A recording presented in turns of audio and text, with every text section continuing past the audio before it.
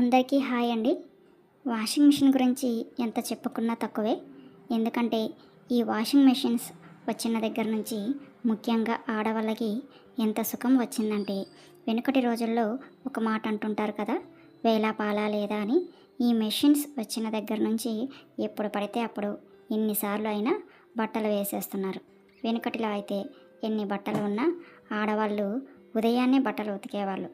ఇప్పుడైతే ఏ టైం అయినా సరే ఏముందిలే వాషింగ్ మిషనే కదా, అవే ఎండుతాయిలే అనుకుంటున్నారు. నేను కూడా బట్టలు 2 సార్లు వేశాను.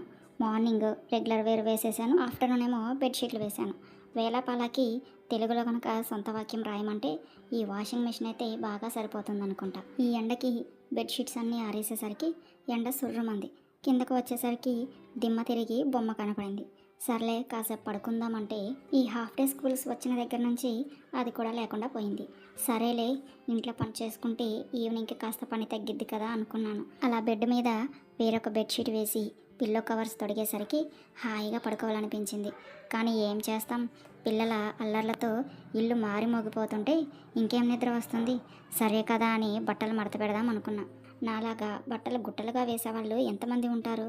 ఎందుకంటే బట్టలు తీసాక మడత పెడదాంలే అని చైర్లో వేస్తే నెక్స్ట్ డేకి అవి గుట్టల్లా మారిపోతున్నాయి.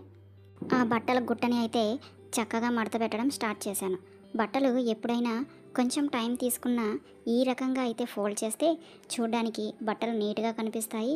అలాగే కబోర్డ్ స్పేస్ కూడా చక్కగా సరిపోయి తీసుకోవడానికి తొందరగా వస్తాయి. నేను ఒకప్పుడు బట్టల్ని నార్మల్గా ఫోల్డ్ చేసేదాన్ని, కానీ అలా మడత పెట్టడం వల్ల బట్టలు నలిగినట్లు కనిపించేవి, పడిపోవడం, స్పేస్ సరిపోకపోవడం జరిగేది. అలా కాదని ఈ విధంగా మడత పెట్టడం స్టార్ట్ చేసిన దగ్గర నుంచి చూడడానికి మంచిగా కనపడుతున్నాయి. ఎవరైనా సరే నా కబోర్డ్ చూసినప్పుడు అబ్బా భలే సర్దుకున్నావులే అని కూడా అంటున్నారు. ఫైనల్గా బట్టలు మడత పెట్టడం అయితే అయిపోయి ఎవరి ప్లేస్లో వారి బట్టలు అయితే నీట్గా సర్దేశాను. చూడండి నా కబోర్డ్స్ అయితే ఎంత బాగున్నాయో, చూడడానికి అచ్చం బట్టల షాపుల్లో బట్టలలాగా అయితే ఉన్నాయి కదా.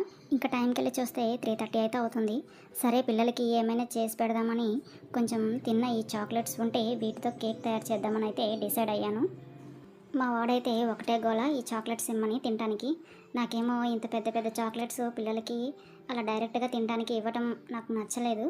అందుకని దీంతో కేక్ తయారు చేసి పెడదామని అనిపించి అయితే ఇలా తయారు చేస్తున్నాను. ముందుగా ఒక బౌల్ తీసుకొని ఈ చాక్లెట్స్ అంతటిని అయితే ఆ బౌల్లోకి వేసుకుంటున్నాను. ఈ చాక్లెట్ అంతటిని ఇలా బౌల్లో వేసుకున్న తర్వాత ఒక కప్పుడు పాలు అయితే తీసుకున్నాను. అవి వేడి చేసిన పాలేనండి ఆల్రెడీ. సో మీరు కూడా వేడి చేసిన పాలు తీసుకున్నా పర్వాలేదు, పచ్చి పాలైనా పర్వాలేదు. ఇలా తీసుకున్న తర్వాత కొంచెం కొంచెం కలుపుకుంటూ అయితే లో ఫ్లేమ్లో అయితే నేను ఈ చాక్లెట్ కరిగిన దాకా అయితే హీట్ చేసుకున్నాను. లో ఫ్లేమ్లో చాక్లెట్ అయితే మెల్ట్ అయ్యేంత వరకు ఉంచుకుంటే సరిపోతుంది. స్టవ్ పై నుంచి దించిన తర్వాత దీంట్లోకి అయితే నేను కొంచెం బెల్లం అయితే యాడ్ చేస్తున్నాను.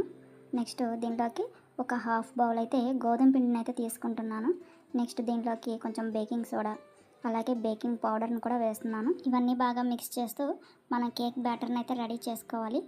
పిండి కొంచెం గట్టిగా అనిపిస్తే మధ్య మధ్యలో కొంచెం పాలు యాడ్ చేసుకుంటూ అయితే మనం బ్యాటర్ని ఈ విధంగా అయితే రెడీ చేసుకోవాలి. నేను దీనిలో 1 టేబుల్ స్పూన్ నెయ్యిని కూడా అయితే యాడ్ చేశాను. సో నెయ్యి యాడ్ చేసిన తర్వాత అయితే కేక్ బ్యాటర్ ఈ విధంగా వచ్చేలాగా అయితే మనం దీన్ని రెడీ చేసుకోవాలి. నెక్స్ట్ ఒక బౌల్ తీసుకొని దానిలో కొంచెం ఒక హాఫ్ టేబుల్ స్పూన్ నెయ్యిని అయితే వేసుకొని ఆ నెయ్యి అంతటిని ఇలా బౌల్ మొత్తం స్ప్రెడ్ అయ్యేలాగైతే ఇలా గ్రీస్ చేసుకోవాలి. సో బ్యాటర్ కొద్దిగా ఉంది కాబట్టి హాఫ్ బౌల్ వరకు ఇలా గ్రీస్ చేసుకుంటే సరిపోతుంది. ఇప్పుడు ఈ బౌల్లోకి మనం రెడీ చేసి పెట్టుకున్నటువంటి కేక్ బ్యాటర్ని అయితే ట్రాన్స్ఫర్ చేసుకోవాలి. సో ఇలా కేక్ బ్యాటర్ అంతటిని ఈ బౌల్లోకి మనం వేసేసుకున్నాక దాన్ని ఒకసారి ఎలా అయితే గ్యాప్స్ లేకుండా ఈ విధంగా చేస్తే సరిపోతుంది. నెక్స్ట్ స్టవ్ మీద ఒక గిన్నె పెట్టేసుకొని దానిలో ఇలా ఈ స్టాండ్ పెట్టేసుకొని తర్వాత దాన్ని ఒక 10 మినిట్స్ అయితే ప్రీ హీట్ చేసుకోవాలండి. తర్వాత నెక్స్ట్ మనం కేక్ బ్యాటర్ని వేసినటువంటి ఆ బౌల్ని అయితే పెట్టేసుకున్నాక మూత పెట్టేయాలి. మూత పెట్టిన తర్వాత ఆవిరి అనేది పోకుండా నెక్స్ట్ వెయిట్ కోసం దాని మీద నేనైతే ఇలా పచ్చడి బండని అయితే పెట్టుకున్నాను వెయిట్ కోసం. ఇప్పుడు దీన్ని అయితే మీడియం ఫ్లేమ్లో ఒక 20 మినిట్స్ వరకు అయితే దీన్ని కుక్ చేస్తే సరిపోతుంది. చూసారు కదా చక్కగా కేక్ అయితే రెడీ అయిపోయింది. ఇక దీన్ని నెక్స్ట్ చల్లార్చిన తర్వాత అయితే మనం ఒక ప్లేట్లోకి ఇలాగ ట్రాన్స్ఫర్ చేసుకున్నాము. నేను కూడా ఇలాగ చాక్లెట్స్ తోటి కేక్ చేయడం అయితే ఫస్ట్ టైం అండి.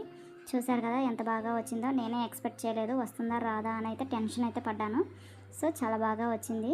పిల్లలకి అలాగ డైరెక్ట్గా చాక్లెట్స్ ఇచ్చే కంటే ఈ విధంగా కేక్ చేసి పెట్టినట్టయితే కొంచెం షుగర్ కంటెంట్ అనేది తగ్గుతుంది కాబట్టి వాళ్ళు కూడా కేక్ కాబట్టి ఇష్టంగా అయితే తింటారు. నెక్స్ట్ ఇలా చాక్తో అయితే పీసులాగా కట్ చేసుకున్నాము. చూసారు కదా, కేక్ అయితే చాలా బాగా వచ్చింది. నేనైతే అస్సలు ఎక్స్పెక్టే చేయలేదు ఇంత బాగా అయితే వస్తుందని. ఫైనల్గా అయితే నేను ఎప్పటి నుంచో చేయాలనుకున్న కేక్ని అయితే రెడీ చేశాను. ఓకే ఫ్రెండ్స్, ఇదైతే నా ఫస్ట్ వ్లాగ్ అనమాట. నా వీడియో కనుక మీకు నచ్చినట్లయితే ఒక లైక్ చేయండి. అలాగే నా ఛానల్ అయితే సబ్స్క్రైబ్ చేసుకోండి. Thanks for watching.